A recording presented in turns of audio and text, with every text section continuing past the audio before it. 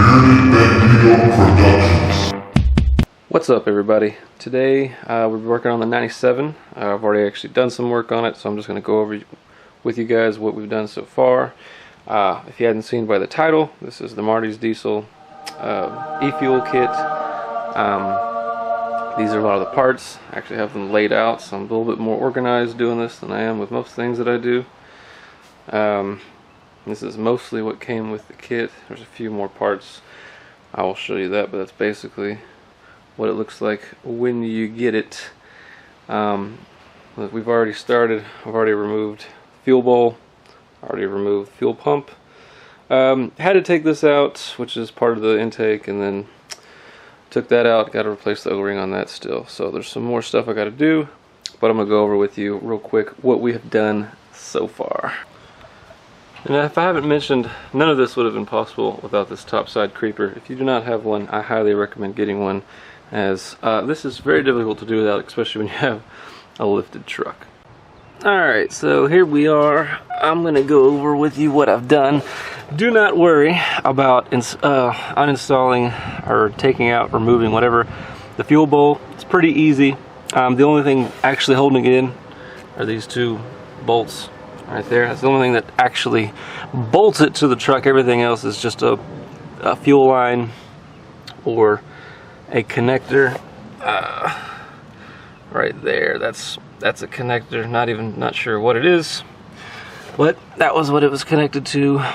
Some type of fuel thing, I'm sure. I'm pretty sure some people will give me in the comments for not knowing what it is, but I'll look into it later.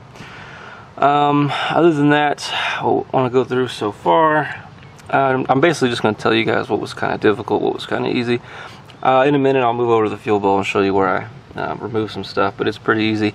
The fuel pump that I removed, again, pretty easy. It's really only held in by a bolt here, and then another one right there, if you can see.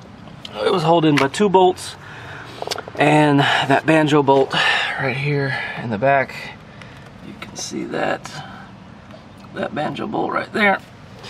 And getting to that banjo bolt's really not that hard.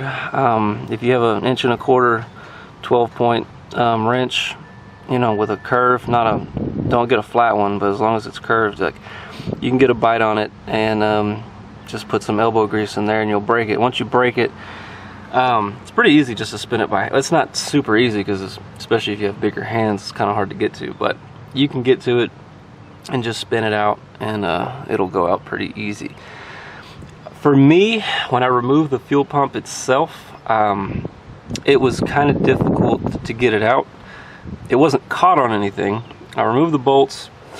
I got a 24mm and just started cranking on the alternator in the off, or left to the left to loosen it, and it moved up a little bit, but it was still really tight. Like, it felt like it was caught on something. It felt like something was holding it in. And I guess it's just suction from that little tappet or whatever, because once I got both hands on it and pressed off from the bumper and just used all my might, it popped out. The tappet didn't fall in, so that was good. I've never seen that happen to anyone. I mean, I've heard it happening, but I don't think that the chances are that high. I had a magnet in there to catch it if it did, but I don't know if that magnet would have worked anyway. So I'm going to show you guys what we're doing now. These fuel lines, these two fuel lines that go to that banjo bolt, that go into, this is the new pump. It's kind of just mocked in place. It's not set in yet, because as you can see, the fuel line to the head we don't have screwed on.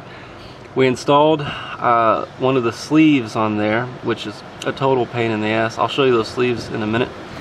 Same thing over here. There's another fuel line over there. Let's see if I can zoom in a little bit. You can kind of see that fuel line back there. It goes to the head. You're gonna have to break that. Now, it seems about fucking impossible to get to it because of this turbo. Now, people say you can do this without removing the turbo, but this whole time I've been fighting the turbo, trying to get around it, trying to get that fuel line to seat so I can get it in to screw it back into place. I'm fighting it, hands are too big, not enough room. I'm gonna have to remove this turbo. People might be able to do it without it. Good for them. For me, it's not working. I can't do it. The other thing I've noticed, oil in the turbo again. I say again because this happened to a different one. Also, if you look at the turbine, not in great condition. So, turbo needs to be replaced anyway. So, I'm gonna do that because you can tell it had nothing to do with it being damaged, but the positive crankcase, you know, there's no vent. What is it? What are you trying to focus on here? Come on, what are you even focusing on? There we go. So you can see the little tube goes from the crankcase to this intake, which basically isn't a crankcase vent, it's a crankcase induction. Basically goes from here into the intake because there's oil all in the intake, and then it gets sucked into the turbo. So probably going to put a little ricer thing on there and actually vent this. I don't know what the cause of all this oil leak is. We're gonna have to get to that too. So we're just gonna dig into this, fix as much stuff as we can, and you know, figure that stuff out. But yeah, that's pretty much where we are so far. And then let me go ahead and show you the issue with these sleeves real quick. All right, so see this sleeve I have on this punch right here? These are the sleeves that you have to put over the fuel lines. Now they are entirely too small. I mean, this is Marty's fuel kit, and he says in his videos to soak them in hot water and put grease on them to lube them up. I soaked them in hot water for hours.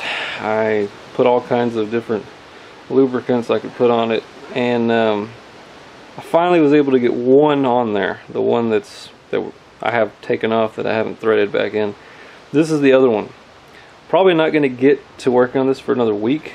So I'm just gonna let this sit on this punch for about a week. And that's pretty much it, guys. You know, the total time it takes to do what I've done so far is not very long. I mean, maybe 2 hours.